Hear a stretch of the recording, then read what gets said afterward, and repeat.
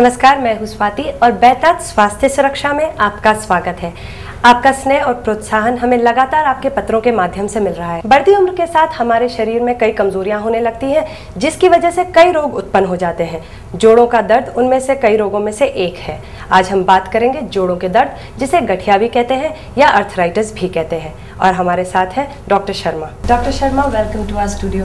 Doctor साहब, आज हम बात करेंगे अर्थराइटिस या जोड़ों के दर्द के बारे में। तो डॉक्टर साहब, सबसे पहले बताइए कि अर्थराइटिस क्या होता है। स्वाति जी, आर्थर शब्द का ग्रीक में अर्थ है जोड़। आर्थराइटिस शब्द का अर्थ है जोड़ों में इन्फ्लामेशन हो जाना। या आप मोटे तौर पे यूँ समझ लीजिए कि जब कभी भी किसी भी जोड़ में सूजन हो जाती है, दर्द होना शुरू हो जाता है, वहाँ से वो अंदर से लाल हो जाता है, वहाँ कार्य करने में अक्षमता पैदा हो जाती है, तो इनको हम इन्फ्लामेशन के सिम्टम्स कहते हैं। ऐसी किसी भी परिस्थिति में जब जोड़ों में तकलीफ पैदा होती है तो उसको आर्थराइटिस कहते हैं। आयुर्वेदीय दृष्टिकोण से ये वात का एक विकार माना जाता है, क्योंकि आयुर्वेद वात पित्त और कफ के मूल सिद्धांतों पे चलता है। ऐसा कहा जाता है कि वात की विकृति होने पर जोड़ों में दर्द पैदा होता है, जिसको हम अंग्रेजी भाषा या आम भाषा में आर्थराइटिस कह सकते हैं। उसको आयुर्वेदीय दृष्टिकोण से हम वात विकार की संज्ञा देते हैं। तो डॉक्टर साहब, ये समस्या होने का कारण क्या होता है? इसके लिए हमें थोड़ा सा इसको समझना होगा। जब हम कहते हैं वात विकार या जोड़ों का दर्द, तो आयुर्वेद ये कहता है कि शरीर में छाती के ऊपरी हिस्से में कफ का स्थान है, स्वाभाविक स्थान है। छाती के नीचे से लेके नाभि तक के बीच में पित्त का स्वाभाविक स्थान है, और नाभि से नीचे के हिस्सों में वायु का स्वाभाविक स्थान है। अब यदि हम सूक्ष्मता से देखें तो नाभि से नीचे के हिस्से में बड़ी आंतड़ी का कुछ हिस्सा, छोटी आंतड़ियों का कुछ हिस्सा और सेक्सुअल ऑर्गन्स, ये चीज़ें उसके भीतर आती हैं। इसका अर्थ हुआ कि जब इन अंगों में किसी भी प्रकार का विकार उत्पन्न होता है तो ऐसे में शरीर में वात विकृतियां पैदा होनी शुरू हो जाती हैं, जिसके फलस्वरूप दूरगामी परिणामों में कभी ना कभी जोड़ों में तकलीफ आनी शुरू हो जाती है। ऐसा आयुर्वेद के मनीषियों ने लिखा है। यहाँ तक सवाल है आधुनिक चिकित्सा पद्धति का। इसमें हम ये मान के चलते हैं कि जोड़ों का दर्द जब भी होता है उसका मूल कारण पौष्टिक आहार का नहीं होना, शरीर में आयु की वजह से कुछ विशेष मिनरल्स की या विटामिन्स की कमी हो जाना, ऐसी जीवन शैली जिसमें व्यायाम की कमी हो, ज़्यादातर बैठने वाले काम, या वो चोटें जो कभी छोटी उम्र में लगी हों, उम्र के बढ़ने के साथ हड्डियों के कमज़ोर होने पर वो उपलक्षित होनी, वो दिखनी शुरू हो जाती हैं, दुखनी शुरू हो जाती हैं। आधुनिक चिकित्सा पद्धति में इसको इस प्रकार से कहा जाता है। लेकिन इसके मुख्य कारणों में हमेशा जीवन शैली का अच्छा नहीं होना, आहार का पौष्टिक नहीं होना, यही मुख्य कारण कहे जाते हैं। डॉक्टर शर्मा, सामान्यतः ये देखा गया कि ये रोग स्त्रियों में ज़्यादा पाया जाता है आदमियों के कंपैरिजन में, तो इसकी वजह क्या है?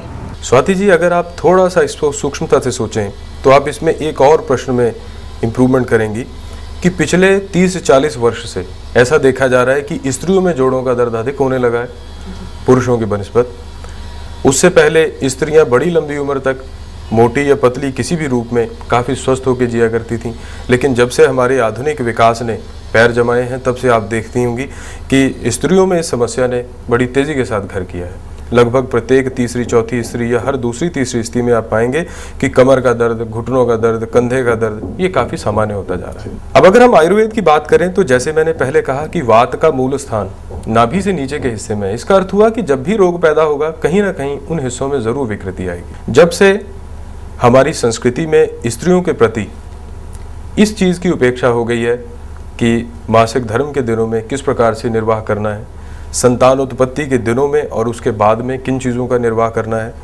उनकी असम्यक जो समझ है, इसके अतिरिक्त खान पान में वातवर्धक आहार जिनसे वायु अत्यंत बढ़ती है, कब्ज़ की शिकायत, ये सारी चीज़ें ज्यों-ज्यों बढ़ती जाती हैं, जो कि स्त्रियों में पुरुषों की बनिस्बत थोड़ा ज़्यादा पाई जाती हैं। इसके अतिरिक्त बार बार के अबॉर्शंस, छोटी उम्र में प्रेगनेंसी हो जाना, ये कुछ रजो निवृत्ति के समय दिक्कतें, ये कुछ ऐसी समस्याएं हैं जिनकी वजह से स्त्रियों में जोड़ों का दर्द बहुत जल्दी आता है पुरुषों की अपेक्षा करते हैं। इसके अतिरिक्त पुरुषों में अगर वात विकृति को लेकर चला जाए तो प्राय देखा जाता है कि जिन पुरुषों में प्रोस्टेट ग्लैंड की हाइपरट्रॉफी होती है उनमें घुटनों में और टांगों में दर्द आना शुरू हो जाता है। हालांकि इस पे व्यवस्थित तौर पे एक साइंटिफिक काम होना बकाया है, लेकिन ये काफ़ी प्राय देखने में आता है। यदि कोई चिकित्सक अपनी चिकित्सा पद्धति में इसको थोड़े दिनों तक ऑब्जर्व करे तो उसको ऐसे कई केसेस मिल जाएंगे जिनमें ये मूल कारण बनते हैं।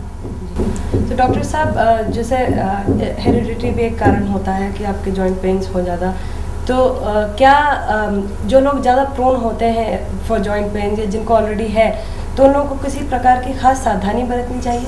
सबसे ज़रूरी स्वाति जी कि उनको आहार में पौष्टिकता पूरी रखनी चाहिए। प्रयास होना चाहिए कि बी कॉम्प्लेक्स वाली चीज़ें, कैल्शियम वाली चीज़ें, आयरन वाली चीज़ें वो नियमित नित्य लेते रहें। जीवन शैली में निद्रा को अच्छा स्थान दें।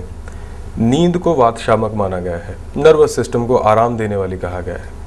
अच्छी नींद लेने से कोष्ठबद्धता भी ठीक होती है।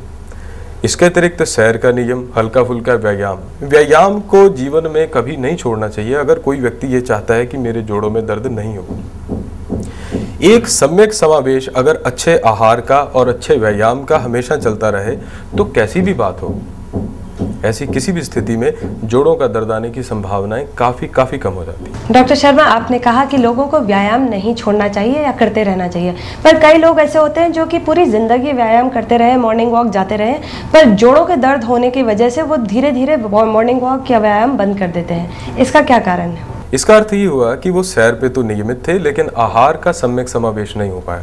इसका अर्थ ये रहा कि उनके शरीर में वो सभी तत्व जिनको बराबर मात्रा में पहुंचना चाहिए था वो पूरी मात्रा में नहीं मिल पाए, या उनकी जीवन शैली में जिसमें शायद तनाव या अवसाद या ऐसी चीज़ें रही होंगी, या खाने पीने की आदतें इत्यादि, इन सभी चीज़ों ने मिलजुल के एक ऐसी स्थिति पैदा कर दी कि वो सैर पे तो जाने का मन करते हैं लेकिन शरीर साथ नहीं देता। ऐसे में उनको सैर के साथ साथ अपने आहार पे ज़रूर ध्यान देना चाहिए। तो इसी बात से मैं थोड़ा और प्रश्न को खींचना चाहूँगी, तो जिनके दर्द होता है उनको धीरे धीरे चलते रहना चाहिए? बिल्कुल बिल्कुल, लेकिन एक बात ज़रूर है स्वाति जी, अगर ज़्यादा ज़बरदस्ती की जाएगी तो उससे कोई विशेष लाभ नहीं होने वाला। क्योंकि मान लीजिए अगर किसी इंसान का हाथ टूट गया है और वो ठीक हो रहा है, अब ठीक होने की प्रक्रिया में यदि वो जल्दी उसको और तेज चलाने की कोशिश करेगा तो सिवाय चोट के और ज़्यादा बढ़ने के कोई विशेष लाभ नहीं हो। तो ऐसे में मैं ये तो नहीं कहूँगा कि सैर इत्यादि बिल्कुल ही छोड़ दें, लेकिन जितना सामर्थ्य हो उतनी करें और साथ साथ औषधि उपचार से रोग को ठीक करने की जरूर चेष्टा करें। केवल मात्र वर्जिश को जबरदस्ती करने से जोड़ों का दर्द ठीक करने की बात भूल जाएं, ऐसे नहीं होता। डॉक्टर शर्मा, आर्थराइटिस के कितने प्रकार होते हैं? स्वाति जी, आर्थराइटिस के वैसे तो कई प्रकार कहे जाते हैं। विश्व भर में लगभग इसकी 27-28 किस्में ऐसा उल्लेख कहा जाता है, लेकिन आमतौर पे देखने में इसकी 3 किस्में सामने आती। एक तो ऑस्टियोआर्थराइटिस, जिसको हम संधिगत वात कहते हैं, रूमेटिक आर्थराइटिक फैक्टर या रूमेटिक आर्थराइटिस, रूमेटॉइड आर्थराइटिस जिसको कहते हैं, और तीसरा रूमेटॉइड आर्थराइटिस को हम आयुर्वेद में कहे गए आम वात रोग से कंपेयर कर सकते हैं, और तीसरा इसमें गाउट या जिसमें यूरिक एसिड बढ़ जाता है, आयुर्वेद में इसको आड्यवात या वात रक्त कहा जाता है। तो ये 3 मुख्य किस्में हैं जो जिसके रोगी हमें आमतौर पे देखने को मिलते हैं। क्या आयुर्वेद में कोई उपचार और औषधियां हैं जिससे जोड़ों के दर्द में आराम मिल सकता है? स्वाति जी, केवल आयुर्वेद में ही बहुत कमाल की ऐसी दवाइयां हैं जिनसे हम जोड़ों को सही मायने में ठीक कर सकते हैं। क्योंकि मेरी नज़र से अगर आप देखें तो इस वक्त जितनी भी पद्धतियां काम कर रही हैं उनमें केवल मात्र आयुर्वेद एक ऐसी पद्धति है जिसके मनीषियों ने पहले से इसके विषय में सारगर्भित वर्णन कर रखा है कि यदि वात की विकृति आएगी तो ऐसी स्थिति में जोड़ों का दर्द आएगा। शास्त्र क्यों कहता है ऐसा कि पित्तम पंगु कफ पंगु पंगवो मलधातव वायुना यत्र नियंते तत्र गच्छन्ति मेघवत, यानी पित्त और कफ का स्थान तो बाद में आता है। ये तो बस ऐसे हैं कि जैसे बादलों को हवा उड़ा के ले जाती है, इसी तरह पित्त और कफ के किसी भी संशय को वायु यहाँ चाहे उड़ा के ले जाता है। अब वो वायु है क्या चीज़, क्या बला है? अब बहुत सारे मनीषी जिनसे मेरी कभी कभी चर्चा होती है वो लोग कहते हैं कि वायु का अर्थ नर्वस सिस्टम की डिसऑर्डर, लेकिन ये अपर्याप्त मात्रा है। अगर ऐसा सच में होता तो आप ही मुझे बताइए कि नाभि से निचले हिस्से में कौन सा विशेष नर्वस सिस्टम भरा है, उसमें जो अंग भरे हैं, जब तक हम उनकी विकृतियों की ओर सूक्ष्मता से ध्यान नहीं देंगे तब तक जोड़ों का दर्द यूं ही चलते रहेंगे। थैंक यू डॉक्टर शर्मा, आप हमारे स्टूडियो में आए और आर्थराइटिस के बारे में आपने हमें इतनी सारी जानकारी दी, किंतु समय के अभाव के कारण हमें इस चर्चा को यहीं रोकना पड़ेगा। इस चर्चा को हम आगे बढ़ाएंगे अपने अगले एपिसोड में। Thank you so much. तो दर्शकों, आपको हमारा ये कार्यक्रम कैसा लगा? अपने सुझाव, अपने प्रश्न आप हमें इस पते पर लिख सकते हैं। हमारा पता है